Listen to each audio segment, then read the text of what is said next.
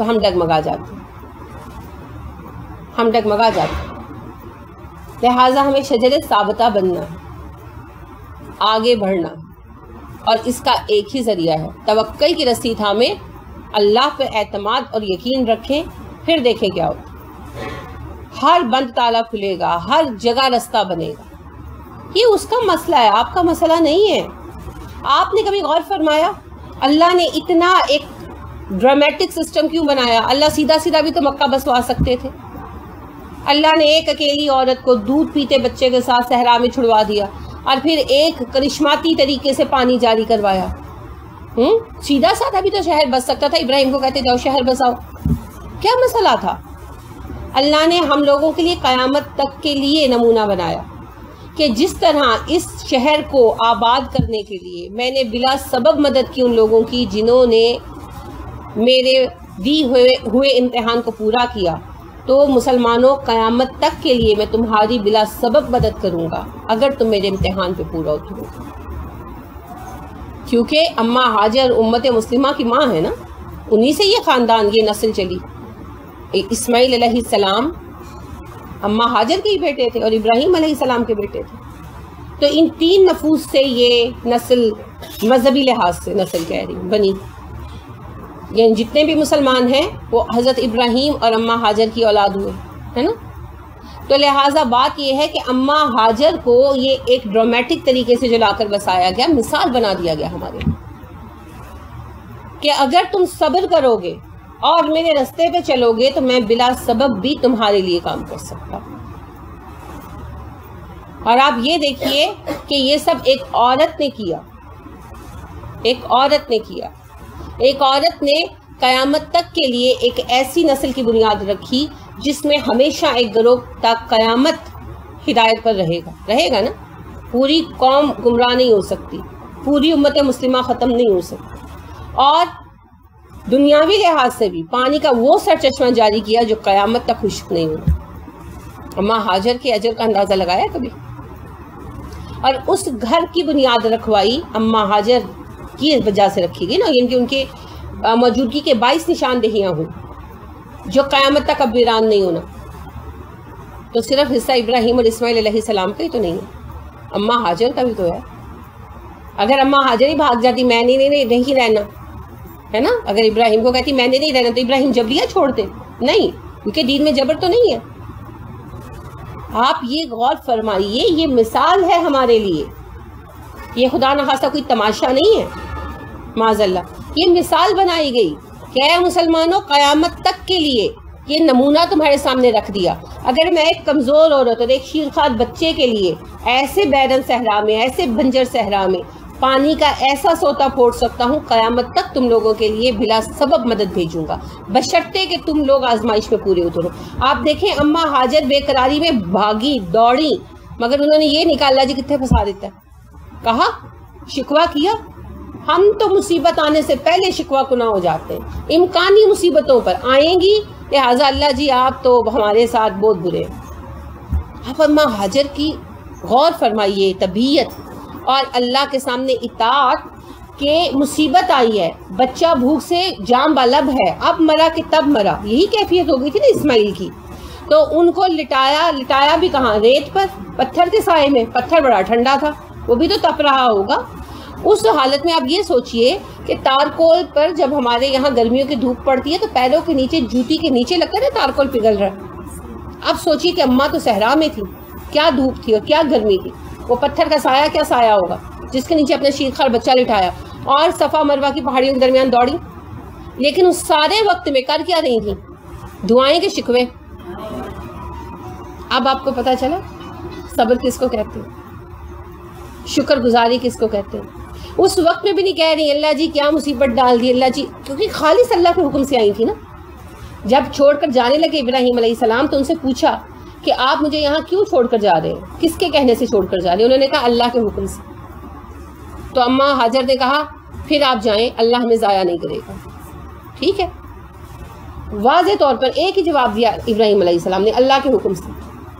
خالصتاً اللہ کے لیے رکی تھی نا، کوئی شکوہ نہیں۔ اس حالت میں کہ دیکھیں بظاہر دنیاوی طور پر تو نظر آ رہا تھا نا میں بھی مری اور بچہ بھی مرا، اور خاص طور پر بچہ، جو اتنے سال بعد ایک بچہ ملا تھا. لیکن آپ دیکھیے کہ اماں ہاجر ننگے پیر اس تپتی پہاڑیوں پر دوڑ رہی ہیں. آج کل کی طرح وہ ٹھنڈے فرش نہیں تھے. ہم تو وہ کیفیت سمجھ ہی نہیں سکتے، کیونکہ ہمارے تو پہاڑ تک نہیں رہے نا.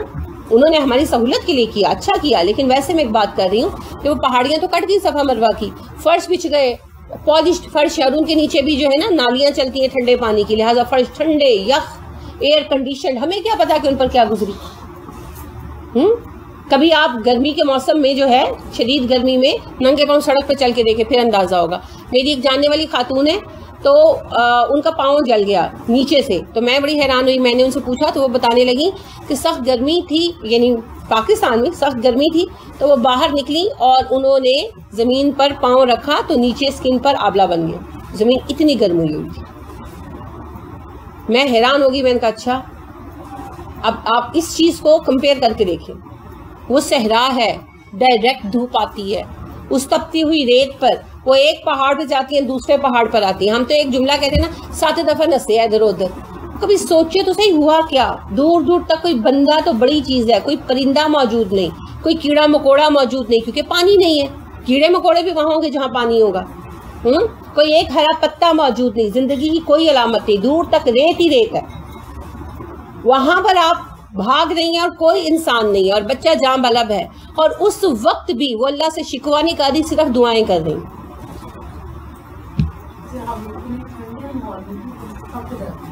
جی ایگزیکٹلی، آپ بالکل صحیح کہا کہ آج جب جاتے ہیں اتنی سہولیات ہوتے ہوئے کیا ہوتا ہے، تھکن ہو جاتی ہے نا، تھکن ہو جاتی ہے. اور اکثر خواتین سوال کرتی ہیں کہ اگر ہم تھک جائیں تو کیا ہم طواف کے 2-3 چکروں کے بعد بیٹھ کر تھوڑی دیر فریش ہو سکتی ہیں، کہ سارے چکر ایک ہی دفعہ لگانے ضروری ہیں. آپ اماں ہاجر کی کیفیت ملاحظہ کریں، پھر ان کی اطاعت کا لیول ملاحظہ فرمائیں. وہ اس وقت بھی دعا کر رہی ہیں، یہ نہیں کہہ رہی اے کی ہویا او کی ہویا، اللہ میرا ہی پتر ملیا سی، اللہ میں ہوئی ملی سان، دنیا پر ہی پئی سی. وہ یہ سب نہیں کر رہی، وہ اس وقت بھی دعائیں کر رہی ہیں. پھر ان کی دعا قبول نہیں ہونی تھی تو کس کی ہونی تھی. ہمارے لیے مثال بنایا یہ سب، یہ کوئی ڈرامہ نہیں تھا جو کھیلا گیا. تو لہٰذا سوچا کریں، غور فرمایا کریں. جس کا رب ایسا ہو، اس قدر قادر ہو، اس قدر عظیم ہو، اس کو کس بات کا ڈر. آپ نے کبھی یہ سوچا کہ ایک شیر خوار بچے کے ساتھ وہ خاتون اس ویرانے میں تنہا تھی، بالکل اکیلی تھی. اللہ نوز 6 مہینے گزرے کہ 7 مہینے گزرے کہ 8 مہینے گزرے کہ سال گزرا، لیکن ایک دن رہنا بھی مذاق نہیں ہے. آپ کو گھر میں اکیلا رہنا پڑے تو آپ بہوؤں سے اور شوہروں سے لڑ پڑتے ہیں اور ساسوں سے، ہے نا، کہ سب کو اپنی اپنی پڑی ہوئی ہے، سب چلے گئے، مجھے اکیلا چھوڑ دیا، میں گھر پہ اکیلی تھی. یہی ہوتا ہے نا، اور جینوین بات ہے، یہ غلط بات بھی نہیں ہے. وہ اس صحرا میں اکیلی رہی کافی عرصہ. کوئی تاریخی ٹھوس ثبوت تو نہیں ملتا کہ کتنا عرصہ، لیکن وہ جتنا بھی عرصہ ہو، کم از کم مہینہ ڈیڑھ تو ہوگا ہی، کیونکہ 10-15 دن کا سامان تو دے گئے تھے ابراہیم ان کو. جتنا کھانے پینے کا سامان تھا وہ دے گئے تھے نا، پانی کا مشکیزہ، کھجوریں وغیرہ. اور ظاہری بات ہے جو حالات تھے تو فطرتاً اماں ہاجر احتیاط سے استعمال کرتی رہی ہوں گی، نیچرل بات ہے. تو لہٰذا 15-20 دن تو وہ نکل گئے. ٹھیک ہے، تو اس کے بعد پھر پانی، اور پانی کے ساتھ تھوڑی بہت زرخیزی، اور اس سے پھر جب پرندے آنا شروع ہوئے تو بنو جرہم جو تھے وہ ادھر سے گزرا کرتے تھے، ان کا روٹ تھا، تو وہ اس طرف نہیں آتے تھے. ان کو پتا تھا ویران صحرا ہے، یہاں تو کچھ ہے ہی نہیں، تو وہ جیسے کنی کاٹ کے نکل جاتے تھے. تو انہوں نے دیکھا کہ دور سے کہ پرندے آ جا رہے ہیں، تو انہوں نے کہا یہ کیسے ہوا، یہاں تو پانی نہیں ہے. پرندوں کا آنا جانا تو علامت ہے کہ کوئی پانی ہے یہاں پر. تو پھر انہوں نے 2 بندے بھیجے، جاؤ چیک کر کے آؤ. تو انہوں نے بتایا کہ جی پانی کا ذخیرہ ہے، اور وہاں پر ایک عورت ہے اور اس کے پاس ایک بچہ ہے. عورت اچھے گھرانے کی لگتی ہے. تو پھر انہوں نے آ کر بات کی کہ اگر آپ اجازت دیں تو ہم بس جائیں. تو اماں ہاجر نے کہا ہاں آپ لوگ بس جاؤ. تو بنو جرہم والے پھر وہاں آ کر آباد ہوئے. پھر اللہ نے بندے بھی بھیج دیے اس صحرا میں جہاں پر کیڑا مکوڑا بھی نہیں تھا. لیکن آپ دیکھیں کہ اس وقت یہ ہوا جب اماں نے استقامت دکھائی. ہم استقامت دکھانے سے پہلے معجزہ چاہتے ہیں، ہم کہتے ہیں اللہ معجزہ پہلے وہاں دے، استقامت بعد چو دیکھی جائے. یہ ہو نہیں سکتا. اللہ کا کیا فرمان ہے، اوفو بعہدی اوفی بعہدکم، تم میرا عہد پورا کرو گے تو میں تمہارا عہد پورا کروں. یہ ریورس نہیں ہو سکتا. ٹھیک ہے، تو لہٰذا اللہ پر اعتماد کرنا سیکھنا ہوگا، اس کے بغیر کام نہیں چلنا۔ نزلہ اس نے اتارا علیک آپ پر الکتابہ کتاب کو بالحق کی سچائی کے ساتھ، مصدقاً یہ تصدیق کرتی ہے، لما اس کی جو بین یدیہ پہلے سے ان کے سامنے ہے۔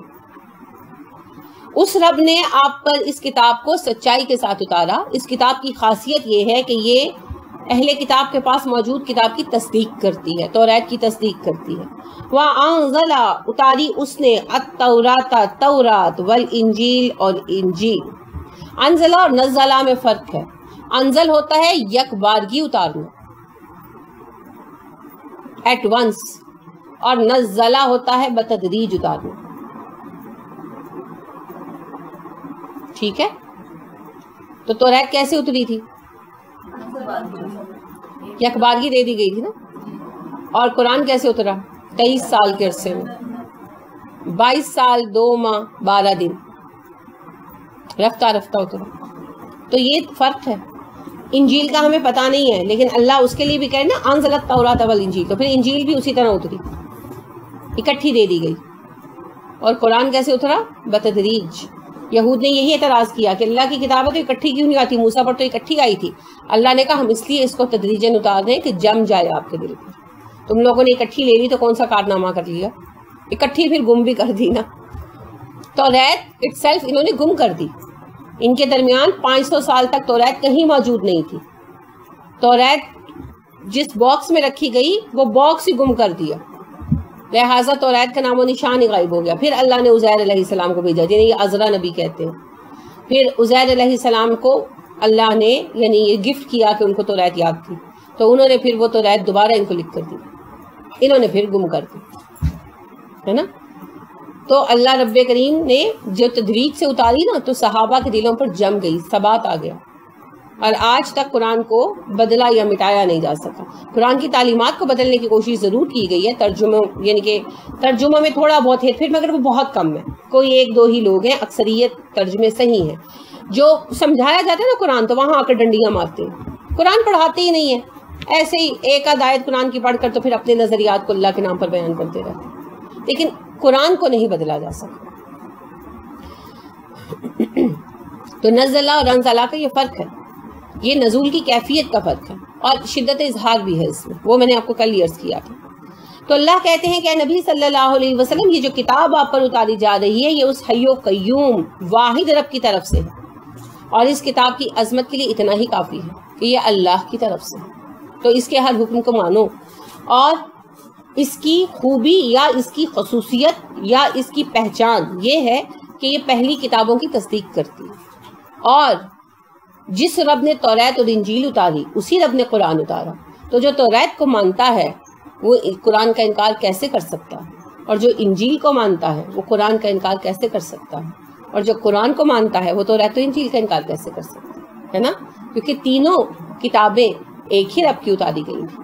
اور یہ اتنا ویوڈ ہے کہ آپ دیکھیے کہ جب مسلمان ہجرت کر کے حبشہ گئے، حبشہ جو ہے ابیسینیا عیسائی ملک تھا، حکومت بھی عیسائی تھی، اسحما وہاں کے بادشاہ تھے جنہیں آپ نجاشی کہتے ہیں۔ نجاشی ٹائٹل تھا، نجاشی ٹائٹل تھا، جیسے فرعون ٹائٹل ہوا کرتا، تو نام ان کا اسحما تھا۔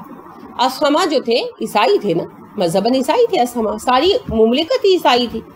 تو جب ان کے ہاں کیس پیش کیا کفار مکہ نے آ کر کہ ہمارے کچھ مجرم بھاگ آئے ہیں تو انہیں ہمارے حوالے کر دیں، تو وہ جو وفد گیا تھا اس کے انچارج عمر بن الاس تھے، and he was a very clever man, بڑے سیانے آدمی تھے ماشاءاللہ، ہوشیار تھے۔ تو انہوں نے پہلے بات کی کہ بھئی یہ جو ہیں انہوں نے نیا دین بنا لیا، تو اسحما نے ان کو حاضر ہونے کا حکم دیا، ہوئے نا حاضر مسلمان۔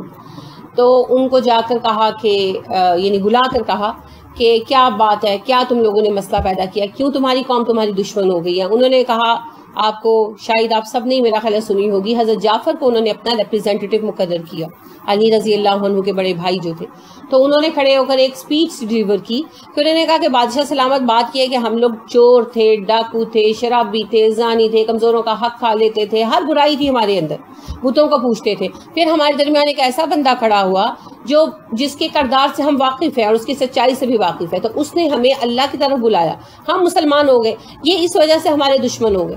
تو اس بات پر عمر بن العاص بہت سیانے آدمی تھے، انہوں نے پوائنٹ یہ اٹھایا، ریز کیا کہ بادشاہ سلامت یہ جس دین پر گئے نہ آپ کا دین ہے نہ ہمارا دین ہے، کوئی اور ہی دین ہے، بھڑکایا نا۔ تو بادشاہ نے کہا کہ بھئی کون سا دین ہے، کیا ہے؟ انہوں نے کہا کہ جی اسلام ہے اور اللہ کی طرف سے وحی آتی ہے۔ اس نے کہا ذرا وحی سناؤ۔ تو حضرت جعفر رضی اللہ عنہ نے کچھ آیات تلاوت کی جن کو سن کر نجاشی رونے لگے، اتنا روئے، یعنی کہ وہ سنتے سنتے وہ اتنا روئے کہ آنسو ان کی داڑھی سے ٹپکنے لگے۔ اس سے پتہ کیا چلتا ہے، عیسائی بھی مذہباً داڑھی رکھتے ہیں، جتنے مذہبی عیسائی ہیں داڑھی رکھتے ہیں، لہٰذا فادرز بھی داڑھی رکھتے ہیں۔ یہ تو بلیڈ بیچنے کے لیے انہوں نے اپنے دین کو ہی بدل دیا، کیونکہ ان کی انڈسٹری چلتی ہے نا بلیڈز اور مشینیں بیچنے سے۔ تو اتنا روئے نجاشی۔ جب جعفر خاموش ہو گئی، ان کی تلاوت مکمل کر لی، تو نجاشی نے کہا کہ خدا کی قسم جس نے عیسیٰ کو حق دے کر بھیجا، یہ کلام جو آپ نے سنایا اور عیسیٰ پر اترنے والی انجیل ایک ہی روشنی کے دو نور ہیں، تم لوگ یہاں رہو، میری مملکت میں تم پر کوئی ہاتھ نہیں اٹھا سکتا۔ وہ عیسائی تھے نا، فرسٹ ٹائم قرآن سنا، فوراً گواہی دے دی۔ کیسے؟ کیونکہ وہ انجیل پڑھتے تھے اور سچ کہنے کا حوصلہ رکھتے تھے نا۔ مضامین سن کر ہی ان کو پتا چل گیا، مضامین سن کر ہی ان کو پتا چل گیا، کوئی انہوں نے ابھی ڈیٹیلڈ وہ نہیں کی تھی، لیکن ایک پڑھے لکھے عیسائی تھے، تو جیسے ہی انہوں نے جو آیات بھی اس وقت حضرت جعفر نے پڑھی، ان کو سن کر فوراً ان کو اندازہ ہو گیا کہ یہ ہم مانے بات ہے، یہ وہی ہے۔ حالانکہ وہ کوئی مذہب کے اسکالر تو نہیں تھے، نہیں عربی میں نہیں تھی، عربی زبان تو بنی ہی بعد میں ہے، عبرانی میں تھی، توریت کی زبان جو ہے عبرانی تھی، اور انجیل کی زبان بھی عبرانی تھی، یہ عبرانی میں ہیبرو میں اتری ہے۔ جی سورہ مریم اس کے بعد پڑھی گئی تھی۔ اگلے دن عمر بن العاص نے یہ مسئلہ اٹھایا، میں نے آپ کو کہا نا وہ بہت ذہین آدمی تھے، اسلام قبول کرنے کے بعد وہ اتنا ہی فائدہ مند ہوئے، تو چونکہ ابھی تو مسلمان نہیں تھے، مسلمانوں کے دشمن تھے، تو انہوں نے اگلے دن پھر جا کر کورٹ میں یہ مسئلہ اٹھایا کہ یہ سنو عیسیٰ کے بارے میں کیا کہتے ہیں، ان سے یہ پوچھو۔ تو اب یہ کویسچن بہت سخت تھا مسلمانوں پر، تو حضرت جعفر نے بڑی عقل مندی سے کام لیا، انہوں نے اپنی رائے ظاہر نہیں کی، بلکہ انہوں نے کیا کیا، انہوں نے سورہ مریم کی آیات سنا دی۔ تو اس پر جو اسحمہ تھے نجاشی، انہوں نے کہا کہ ایک تنکا ہاتھ میں پکڑ کر کہا کہ اللہ کی قسم جس نے عیسیٰ کو حق دے کر بھیجا، جو کچھ آپ نے عیسیٰ علیہ السلام کے بارے میں کہا، عیسیٰ ایک تنکا برابر، اس سے زیادہ یہ کم نہیں ہے، یہ حکمت ہے۔ لہٰذا کہتے ہیں کہ جس وقت ہلاکو اور چنگیز خان نے قبضہ کیا بلاد اسلامیہ پر، تو ان کو کچھ لوگوں نے مسلمانوں کے خلاف ایک ان کے گورنر کو بہکایا، تو اس کے لیے اس نے یہ دلیل پیش کی کہ یہ آپ سب کے قتل کے یعنی آپ سب کو قتل کے لائق سمجھتے ہیں۔ تو کچھ چھوٹے موٹے مولوی بلوائے گئے، تو ان سے پوچھا گیا کہ مسلمانوں کے بارے کیا یہ بات تمہاری کتاب میں آئی ہے کہ جہاں کافروں کو پاؤ قتل کرو؟ ایسا سقفتم پڑھا نا آپ نے وقتلوہ؟ تو انہوں نے کہا ہاں آئی ہے، بلا سوچے سمجھے۔ تو اس سے پھر اس نے حاکم نے شہر میں قتل عام کا حکم دیا۔ تو جو علماء تھے بڑے بڑے، انہوں نے پھر آ کر بات کی کہ آپ کیوں ہمارے خلاف اس طرح بدانگیختہ ہو گئے؟ ٹھیک ہے اب حکومت تو تم لوگوں کی ہو گئی۔ تو اس نے کہا کہ یہ تمہاری کتاب میں حکم آیا، تو پھر انہوں نے اس کا بیک گراؤنڈ عرض کیا اور پوری آیات بتائیں۔ تو بات پتہ کیا ہوتی ہے، حکمت عملی کیا ہے؟ ہم جب اپنی زبان میں بات کرتے ہیں آؤٹ آف دا کانٹیکسٹ تو بات کچھ بھی ہوتی ہے، اور جب وہ پورے سیاق و سباق کے ساتھ پیش کی جاتی ہے تو کچھ اور ہوتی ہے، پھر بات کے انداز کا فرق ہوتا ہے۔ تو حضرت جعفر رضی اللہ عنہ نے اس وقت کھڑے ہو کر یہ نہیں جو ہے جملہ داغ دیا کہ تم سب مشرک ہو، تم عیسیٰ کو پوجتے ہو، تم سب جہنم میں جاؤ گے، ہے نا۔ ہمارے جیسے مولوی حضرات تو یہی کرتے، تو نتیجہ کیا ہوتا ہے، وہ کہتا ہے پکڑو ان کو لے جاؤ یہاں سے، ہے نا۔ لیکن حضرت جعفر نے بڑی حکمت کے ساتھ کیا کیا، اللہ کی آیات سنا دی، اپنی ذاتی کوئی ایک لفظ کی اسٹیٹمنٹ نہیں دی۔ اب اللہ کی آیات سن کر کیا ہوا، نجاشی نے ان کی حمایت کی۔ تو بات کرنے کے بھی انداز ہوتے ہیں۔ خیر، تو آپ دیکھیے کہ یہ گواہی جو ہے یہ کس کی ہے؟ ایک عیسائی کی، ہے نا، اور اس کے علاوہ بہت سارے واقعات ہیں جو ثابت کرتے ہیں